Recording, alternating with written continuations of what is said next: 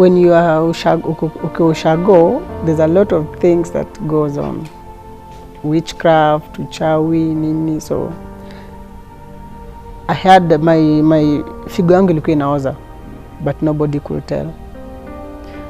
So until one day when we were running around tukichunga ng'ombe, nila mambo ya ushago, naambiwa ndio uchunge ng'ombe huko hivyo, and then you play mchezo wa mateke, kupigana teke. When this guy hit me, I think that thing kwa figo ilishtuka, and now uchafu ikatoka na hapo, you see. So it was so bad, hata kuongea na kutembea kwenda shule ilirudisha nyuma kidogo.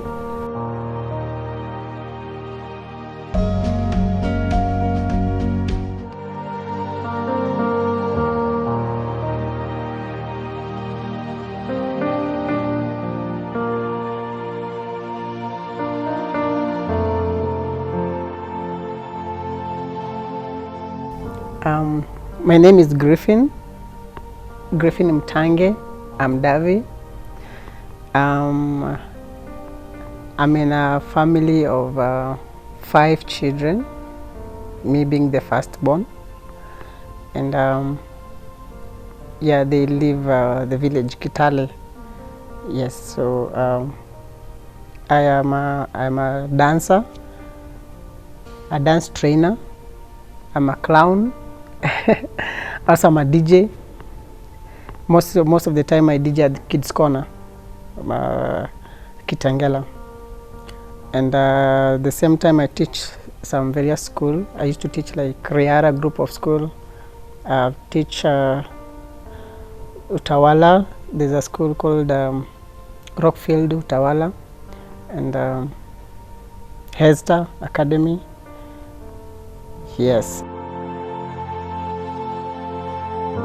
Like I said, I'm Griffin. Nimezaliwa Kitale and Trans Nzoia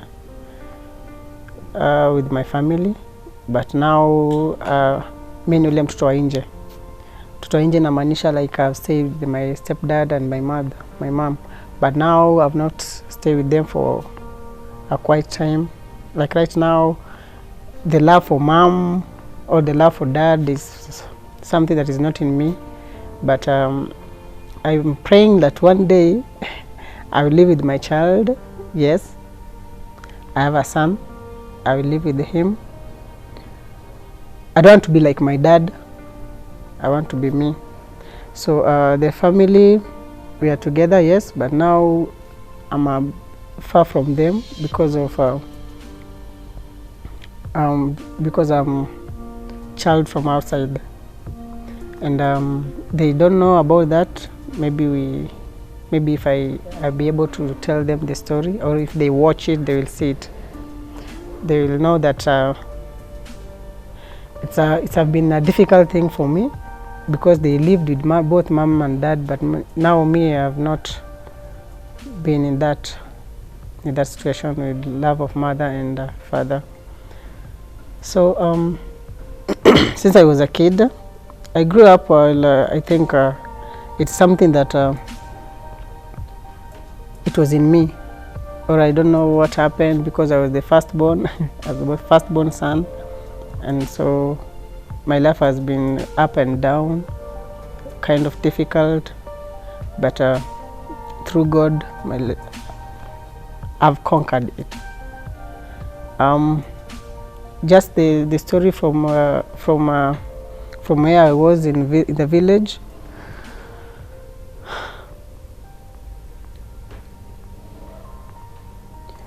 I never stayed with my mom or dad. I've been living with my grandmother. Sometimes I go to my uncles, my aunties. I became terrible sick. The whole part of my body could turn to an orange.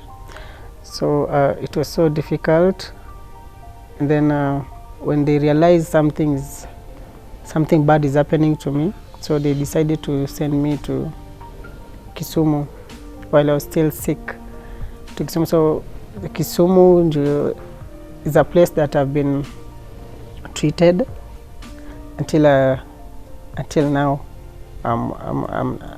at least I'm okay. During those days mamangu alikuwa like the grandfather alikuwa very mhash, so like ye kwa mhash ndio ilichangia maybe my mom kwa nini kwangu. I don't have exact term to speak on that, as in so Johnny, that's why alinieka kwa my grandmother. So I've been staying with my grandmother for quite some times until I got that serious sick. Ndio nikapelekwa Kisumu. So Kisumu nimekaa na my uncle. My mom was there, but I think I really don't know exact, but I think ni pressure to na nini, all that. You understand when you got the first born, yes, and maybe the support is not there. So sometimes it's very hard for me. Sometimes I blame her. Angeniachilia niende, angekaa na mimi, ange struggle na mimi, but now to the circumstances I came to understand too the same thing, but it's still difficult to me, because seeing a child with the parent, because you see most of the time I deal with the children, so seeing a child with the parent dancing together or playing together, chasing each other up and down, it really hurts. But now, because I'm already grown up and I have my own baby now, I have to be like a man. I have to stand up and say, now this is what I will do with my son. I will not be like my dad mwenye aliniachanisha hapo na akaenda, and I'll try my best to provide for my baby.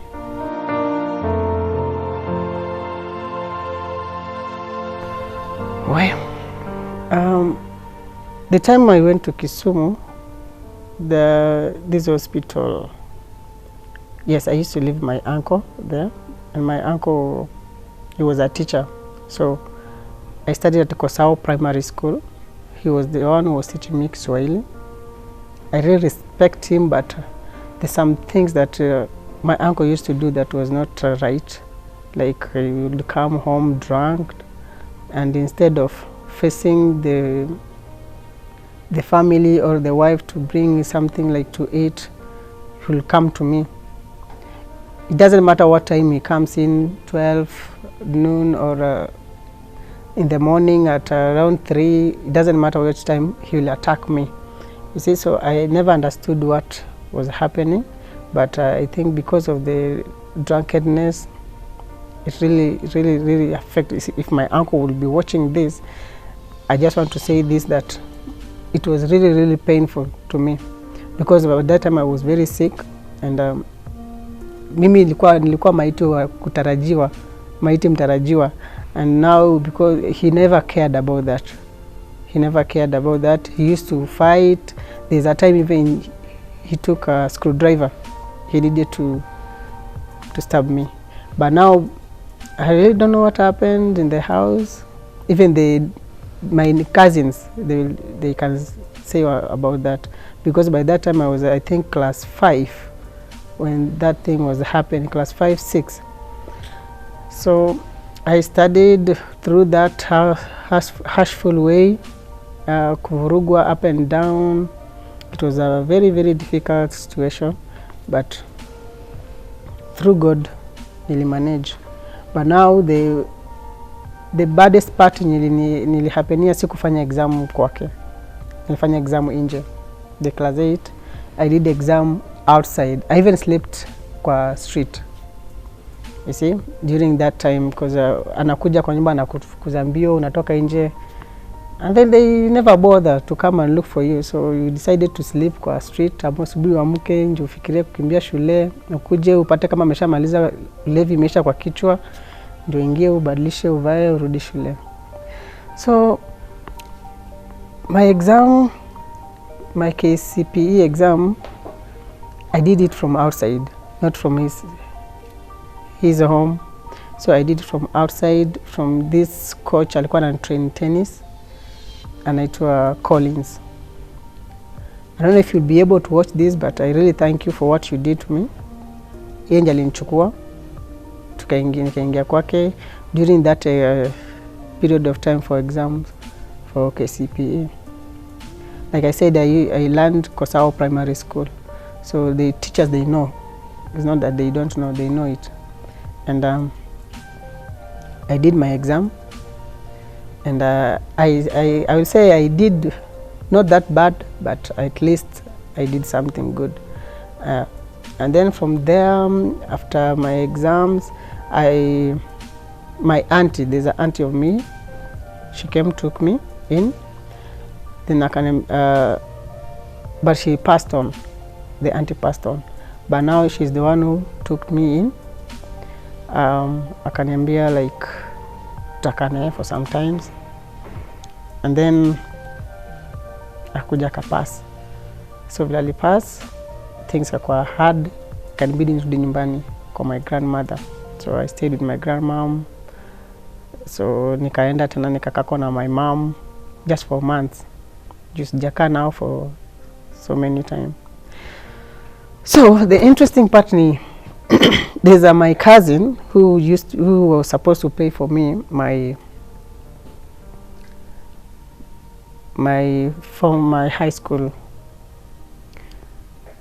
So we are supposed to meet with her date 10 mwezi wa 6. Yes. Njo anipange kama nitaenda shule tujue vile itakuwa. That day 10, it was the day I was burying her. So mimi the life of the school, I said the life of the school, I saw it like it was not with me. So I used to be alone. I used to cry a lot. But I thank God still I learned.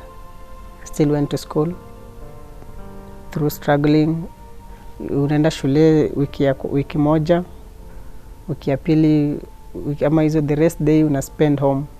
Unaenda shule wiki moja, the rest day una spend home. Shule yenye nimesomea hapa Kibra, inajiita Elite Visionary. The teachers know. Even the people who we learned together, they also know it. So it was a difficult thing because now the second cousin, she decided to take care of me, at least, and patia school fees kiasi. Sometimes haiko, sometimes iko, sometimes haiko. When you call mom, akwambia pesa hakuna. I even started buying my own clothes. Kwezi to hustle tu, unaenda, unafukuzwa school fees, ukienda unapata kamjengo, unafanya. You buy your own school uniforms, or at least you give something to your cousin, aongeze na yako nayo uende shule. It was so difficult because kuishi Kibera, and you understand, living in Kibra slums is not an easy place to live.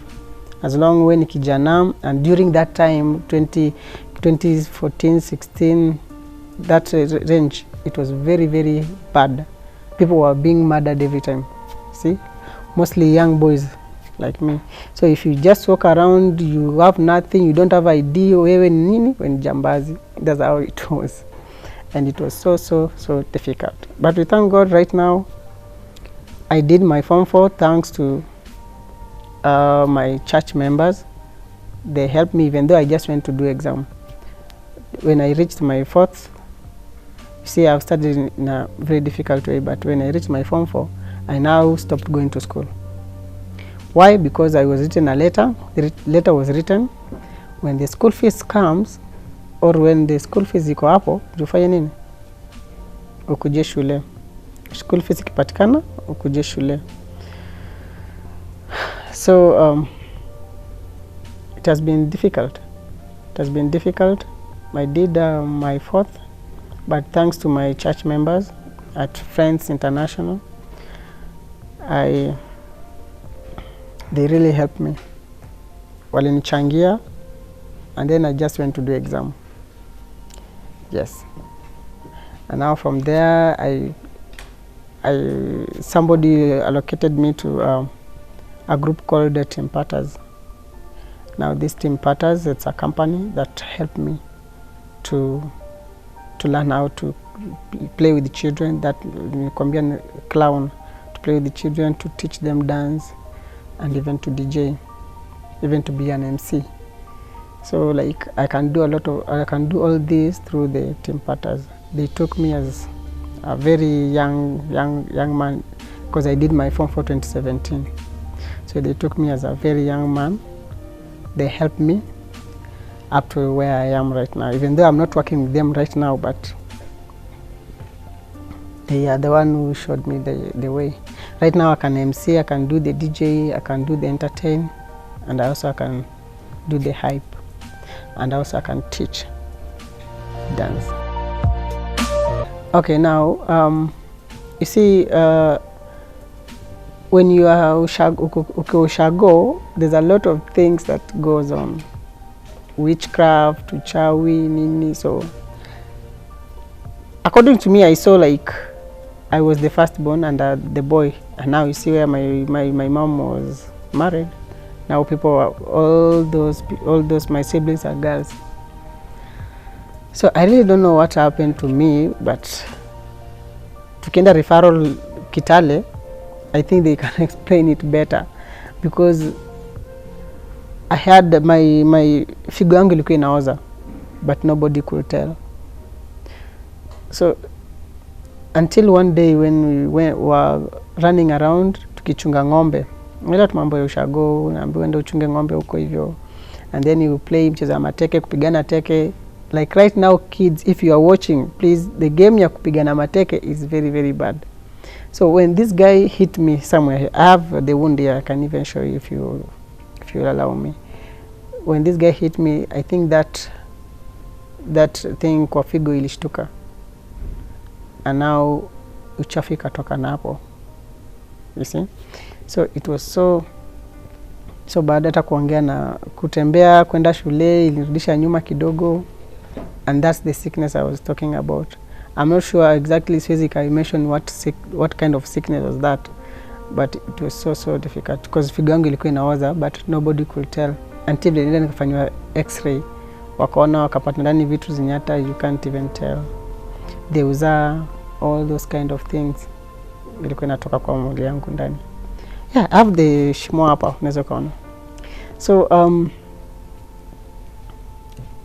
mimi kwenda Kisumu, Russia hospital.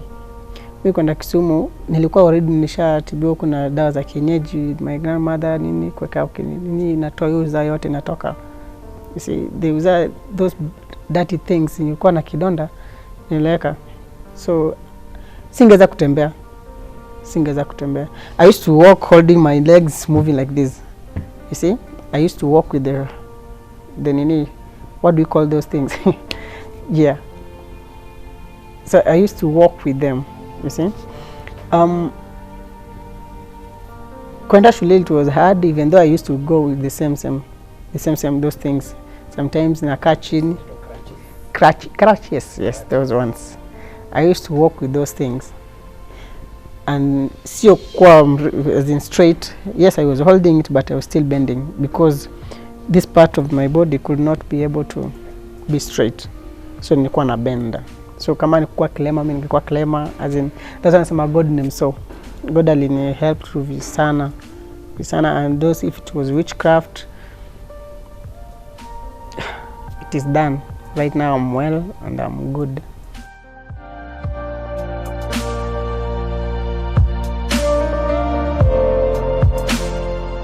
Well, now this one, I come to realize when I realized that the father I was living with was not my real dad. When I went to take my ID, yes, the ID, after Form 4. Now when I realized that the person I'm living with is not my real dad. How did I know it?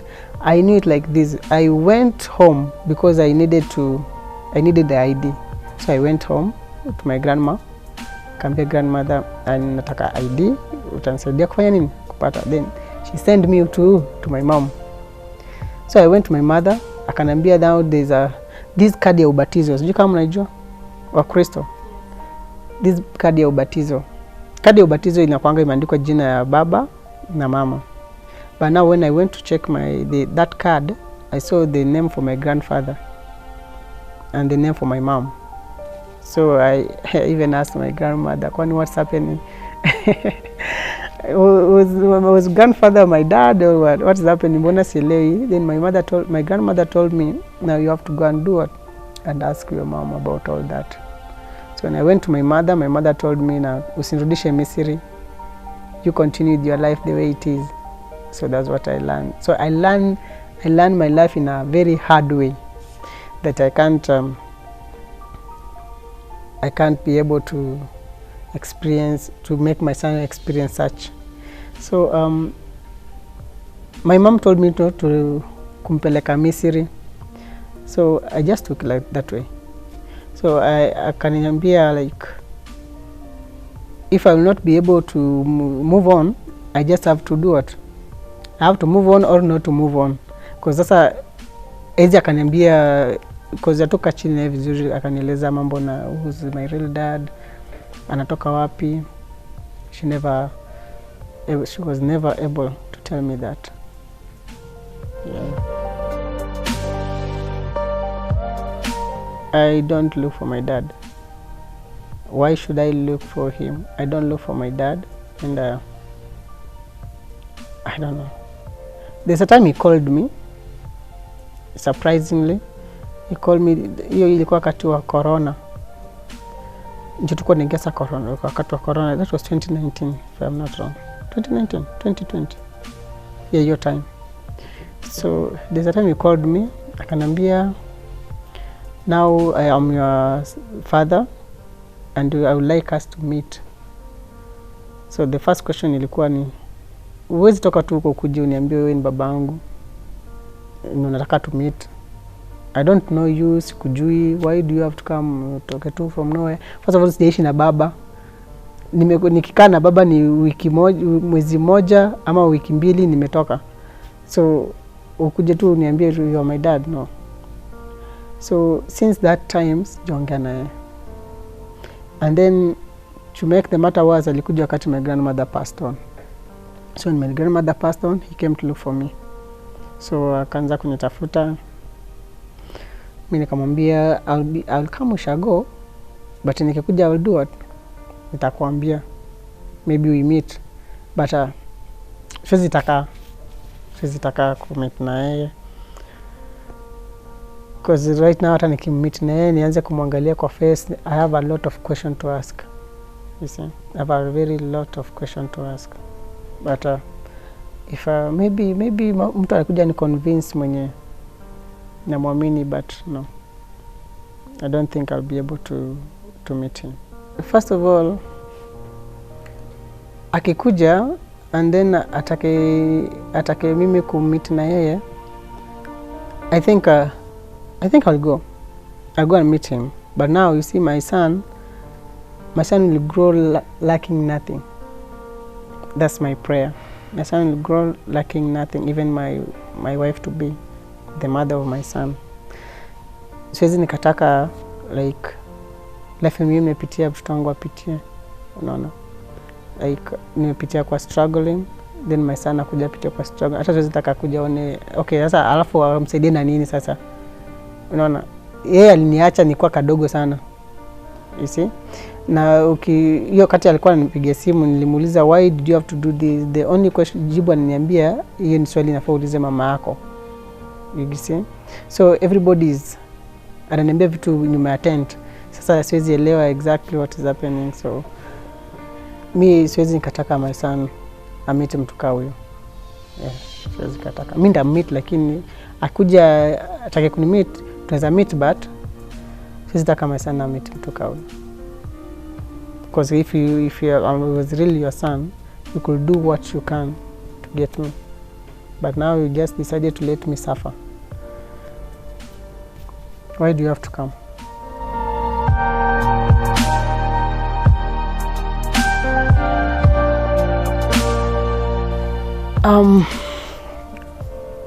I would like to ask this question to my mom and dad, if you are watching. It was very difficult for me to leave. Mom, najua unanipenda, I know you love me, and me, I also love you too, Mom. But now, the day I came to take my ID, you told me nisikurudishe Misri when I found out that the man I knew as my dad was not my father. So those questions are so many in my head, like, why did you have to hide it from me until when I was in fourth, until nilimaliza form 4 nikakuja kurealize that the man I was living with was not my dad. Another thing, Mom, ni like, mbono nifiche? See, mbono nifiche? Like, at least ungeniambia that yes, this man you're living with is not your dad, but now your dad is so and so. That will be, it will make me at least realize that I can now trust my mother. You see, life right now, Mom, like, if you can't trust your son or your daughter, they really disappoint. They really get disappointed in you. Let me also take this opportunity to tell you that I have a son right now. Yes, I have a son, and I'm so happy. Siwezi kataka aishi life yenye mimi nimeishi, Mom. So even to come home, I'll try my best nimlete nyumbani, but I don't know. God knows about that. Now, to my dad, I don't even know you. Sikujui. So, like, if I was really your son, you could have fight to come and pick me. You could have fight to give me the best. You could have fight to take me to school. You could have fight to do all that a parent could do. But now you decided to abandon me. Yes, you decided to abandon me. And in reality, sijai commit. You just called me. You called me a day, and then you switched off. So I don't know about you. If you are listening, if you are watching this, kindly, if you could get a time we meet, maybe we discuss. I don't know, but you meeting my son ni uongo. Yes, siwezi kudanganya. You will never meet my son, because siwezi taka mtoto wangu grow life yenye mimi nimegrow ndani.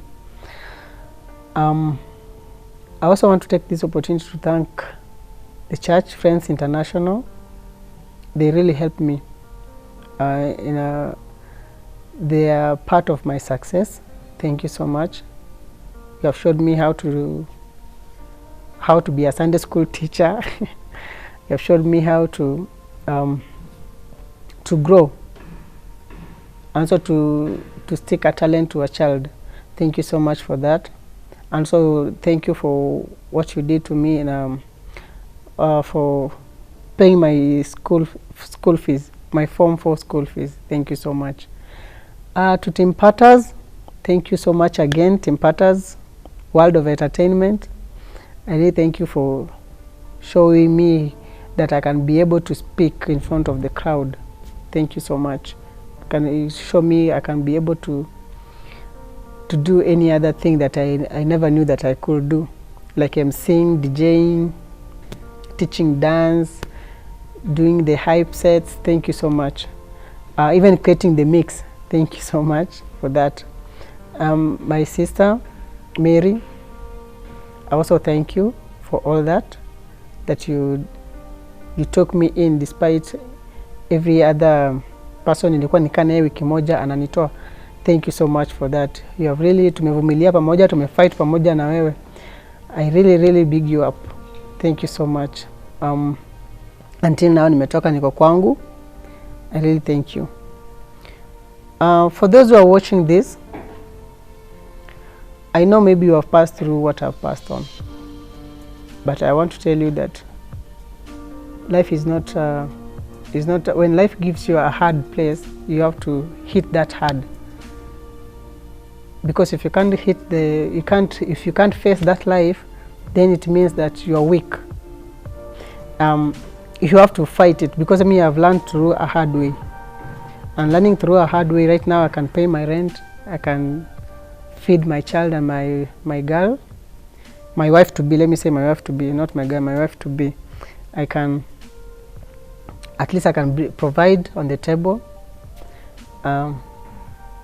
So what I'm saying is, whatever you are passing through, it has a limit.